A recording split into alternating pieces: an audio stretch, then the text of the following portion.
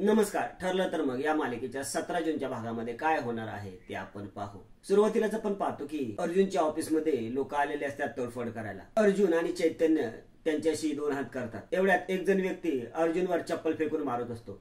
सायली येते आणि ती चप्पल पकडते. आपली हिरोईन बोलते, एक पाऊल जर कोणी पुढे आलं ना तर माझ्याशी गाठे, लक्षात ठेवा. तुम्हाला काय वाटतं, हे असं वागलं की तुमची बाजू खरी ठरेल का? आणि मुळात एका प्रतिष्ठित वकिलाच्या ऑफिसमध्ये तुमची येण्याची हिंमतच कशी झाली? कोणी अधिकार दिला तुम्हाला ही अशी तोडफोड करण्याचा? त्यातील एक जण व्यक्ती बोलतो, आम्ही इथे न्याय करण्यासाठी आलेलो आहे. आपली हिरोईन बोलते, न्याय निवाडा करणारे तुम्ही कोण? पोलीस आहात की कोर्ट आहात? आणि मुळात न्याय काय असतो हे माहिती तरी आहे का तुम्हाला? ऑफिसमध्ये महिला आहेत, स्टाफ आहेत, त्यांच्यावर हात उचलून तुम्ही त्यांना मारण्याचा प्रयत्न केलाय, त्यांच्यावर चपला फेकल्यात आणि या सगळ्याचा व्हिडिओ काढलेला आहे बरं का मी. आणि हा व्हिडिओ जर मी पोलिसांना नेऊन दाखवला ना तर तुम्हाला कळेल की न्याय काय असतो ते. निघा इकडनं, निघा. ते व्यक्ती बोलतो, हे पोलिसांचं लपड नाही पाहिजे, चला रे. ते सर्वजण लोक निघून जातात. तेवढ्यात ऑफिसचा पिऊन येथून बोलतो, सायलीताई बरं झालं तुम्ही वेळेवर आलात, नाहीतर या माणसांनी काय केलं असतं काय माहिती. चैतन्य बोलतो, सायली तुझं हे रूप कधी बघितलंच नव्हतं का आम्ही? सायली बोलते, यांना हाच अवतार कळणार होता. बरं मी काय म्हणते, स्टाफला तुम्ही घरी पाठवून द्या ना. अर्जुन बोलतो, सुरेश त्यांना बोलो. सुरेश ऑफिस मधील सर्व लोकांना बोलवतो.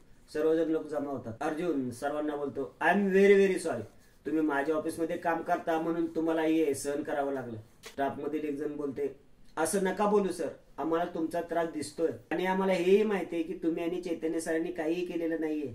अर्जुन बोलतो, थँक्स. बरं आता तुम्ही सर्व घरी जा, मी तुम्हाला अपडेट देतोच आणि स्वतःची काळजी घ्या. आपली हिरोईन बोलते, तुम्ही दोघं जरा केबिन मध्ये बसून आराम करता का? एवढ्यात सुरेश माघारी येतो, बोलतो, सर सर अर्जुन सर तुमच्यासाठी आणि चैतन्य सरांसाठी नोटीस आहे. दोघांच्या हातात सुरेश नोटीस देतो. आपली हिरोईन बोलते, नक्की कसली नोटीस आहे? आपला हिरो बोलतो, आमच्यावर बार काउन्सिल बसवण्यात आलंय.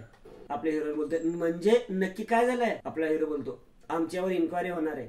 साक्षीने आमच्यावर जे आरोप केलेत त्याचे आम्हाला पुरावे द्यायला लागणार आहेत. आमच्या हातून ऑलमोस्ट सगळ्या केसेस निघून गेल्या. त्या वर्षांपासून मेहनत करून रेप्युटेशन बनवलं होतं, एका दिवसात संपून गेलं सगळं. चैतन्य बोलतो, साक्षीने केलेले आरोप ती पुराव्याशिवाय सिद्ध करू शकत नाही. ही इन्क्वायरी म्हणजे नामुष्कीच आल्यासारखी आहे. खोटे पुरावे तयार करणारे वकील, असा आपल्या कपाळावर स्टॅम्प मारला रे तिने. आता कुठलाही नवीन क्लायंट आपल्याकडे येताना 10 वेळा विचार करेल. अर्जुन आणि चैतन्य ऑफिस मध्ये निघून जातात.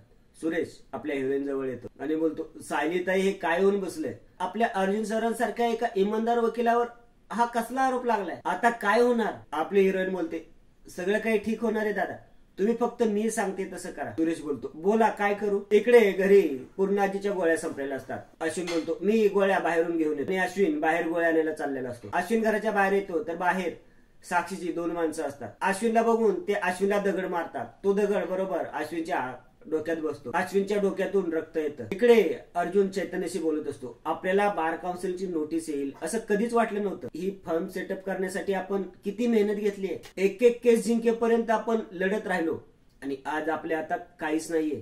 चैतन्य बोलतो, साक्षी विल पे फॉर दिस. पण हा सगळा लॉस आता भरून कसा काढायचा? अर्जुन बोलतो, आय डोंट बिलीव्ह दिस. पण आपल्यावर अशी सिच्युएशन आलीच कशी की आपले सगळे क्लायंट्स निघून गेले आणि आज आपल्या हातात एकही केस नाहीये. एवढ्यात आपली हिरोईन ऑफिसचा दरवाजा वाजवते आणि बोलते, सर मी आत येऊ? आपली हिरोईन अर्जुन जवळ येते आणि बोलते, कोण म्हणतो तुमच्याजवळ एकही केस नाहीये? ही वात्सल्य आश्रम मर्डर केस, मधुभाऊंची केस अजून तुमच्या जवळच आहे आणि माझी खात्री आहे की तुम्ही ही केस नक्की जिंकाल. ही केस जिंकल्यावर तुमची गेलेली प्रतिष्ठा, तुमचा लौकिक सगळं काही परत मिळेल. कारण तुमच्यासारखा हुशार आणि प्रामाणिक वकील दुसरा कोणी बघितला नाहीये मी. लढाल ना आमची केस?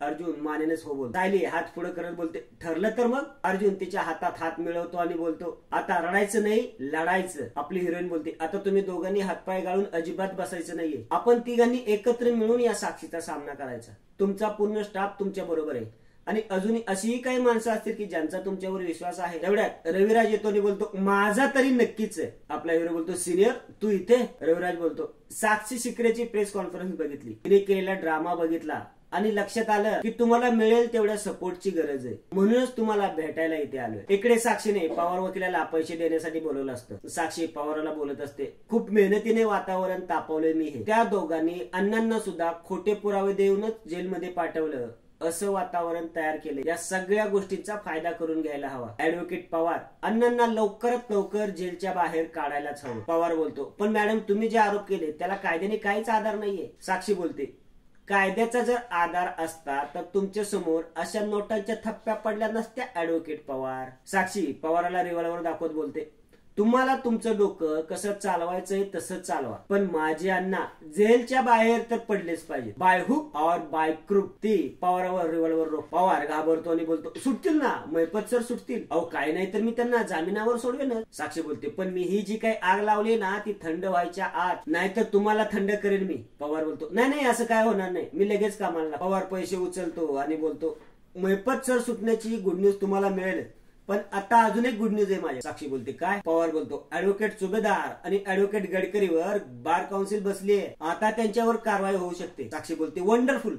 ही तर फक्त सुरुवात आहे. तुम्ही बघाच ऍडव्होकेट पवार, काही दिवसांनी हे दोन वकील तुमच्या सर्कल मध्ये सुद्धा दिसणार नाही. हा शब्द आहे साक्षी शिकरेचा. पवार वकील निघून जातो. इकडे आपला हिरो बोलत असतो, अरे सिनियर साक्षी बोलले ते सगळं खोटं होतं. रविराज बोलतो, मला माहिती नाहीये का ते. अर्जुन, अरे महिपत शिकरे आणि साक्षी शिकरे या दोघांना उशिरा का व्हायना मी ओळखायला लावतो. साक्षी शिकरेने तुम्हा दोघांना बदनाम करण्यासाठी रचलेला हा डाव, आणि हा डाव आपल्याला यशस्वी होऊ द्यायचा नाहीये. मी आहे तुमच्या सोबत. अर्जुन बोलतो, आमची बाजू खरी आहे हे माहित असूनही तुझ्याकडून ऐकून बरं वाटतं. आम्हाला याच विश्वासाची गरज होती सिनियर. Thank you very much. यावर रविराज बोलतो, अरे आपल्या माणसांचा आभार कोणी मानतं का रे? हा. आपली हिरोईन बोलते, सर पण तुम्ही तुमचं एवढं मोठं दुःख विसरून इथे आला. रविराज बोलतो, तूच सांगितलं होतंस ना मला की मी रडत बसलो तर प्रतिमाला आवडणार नाही म्हणून, आणि ही रडत बसण्याची वेळ नाहीये. महिपत शिकरे आणि साक्षी शिकरे हिचा सामना करण्याची वेळ आहे. चैतन्य बोलतो, सर तुमचा आधार आम्हाला मिळाला, खरंच खूप मोठा धीर आला. अरे माझ्या दोन जेन्युइन ज्युनियरवर जर कोणी असे आरोप करत असेल तर मी मागे कसा राहील? तर मी माझ्या ज्युनियरच्या पाठीशी उभा राहणारच. बर, पण आता तुमची संकटे संपलेली नाहीयेत, आताशी सुरुवात. बार काउन्सिलची नोटीस आलीच असेल ना, ते या प्रकरणाकडे खूप गांभीर्याने बघ. तुमच्यावर कडक कारवाई करण्याची शक्यता आहे. आपला हिरो बोलतो, कडक कारवाई म्हणजे काय करणार आहे बार काउन्सिल? रविराज बोलतो, मी बार काउन्सिलच्या पॅनलवर आहे, आता त्या मीटिंग वरूनच. काउन्सिलचं असं म्हणणं आहे की तुम्हा दोघांची सनद रद्द करावी. आपली हिरोईन बोलते, पण सर यांच्या विरोधात कुठलेही पुरावे नाहीयेत. रविराज बोलतो, हा हे बोलूनच मी त्यांना सध्या रोखले. साक्षी खोटं बोलत होती हे तुम्हाला काउन्सिल समोर सांगावं लागेल, तुम्हाला तुमची बाजू मांडावी लागेल. चैतन्य बोलतो, पण ते आमची बाजू ऐकून घेतील? रविराज बोलतो, हो मी त्यांच्याशी बोललोय, तुमचं रेकॉर्ड तुमचे रेप्युटेशन लक्षात घ्या असं मी बोललोय त्यांना, त्यामुळे ते तुमची बाजू ऐकून घ्यायला तयार झाले. तुम्हाला 2-3 दिवसात बार काउन्सिल समोर अपेअर व्हावं लागेल. अर्जुन बोलतो, सिनियर तू मदत करशीलच ना? रविराज बोलतो, अरे अर्थात. हे बघ, खोट्याची लाट जितकी पटकन येते ना तितकेच लवकर विरून जात, पण फक्त तोपर्यंत आपल्या पायाखायची वाळू निष्ठू द्यायची नाही. आपली हिरोईन बोलते, सर तुमच्या येण्याने आम्हा तिघांनाही खूप धीर आलाय, आता तुमच्या मदतीने आपण साक्षी शिकरेला नक्कीच धडा शिकवायचा. इकडे अश्विनच्या डोक्याला पट्टी बांधतात. अश्विनी बोलते, त्या शेजारच्या वस्तीतील टार्गेट पोर आहेत ना त्यांनी केला असणार, त्यांच्यापैकीच कोणीतरी दगड मारला असणार. मी एक काम करते, त्यांच्या आई वडिलांना जाऊन विचारते. पूर्णाजी बोलते, जरा थांब ग बाई, आपल्याला काय झालंय ते नक्की माहित नाही, आणि तू काय आता त्यांच्या घरी जाऊन आरडाओरडा करणार आहेस? एवढ्यात अर्जुन, चैतन्य आणि आपली हिरोईन घरी येतात. आपली हिरोईन बोलते, काय झालं अश्विन भाऊजी? अश्विन बोलतो, अगं मी बाहेर जाणार होतो तर कुठून तरी दगड आला आणि मला लागला. आपला हिरो बोलतो, दगड मारताना कोणी दिसलं तुला? अश्विन बोलतो, नाही रे, तिकडं कोणी नव्हतं, आणि दगड लागल्यामुळे मला पण काय करावं काय कळालं नाही. ठीक आहे, मला काही लागलेलं नाहीये. ऑफिसमध्ये कसं काय, तिकडचं वातावरण कसं काय, आणि आजचा भाग तेच संपतो.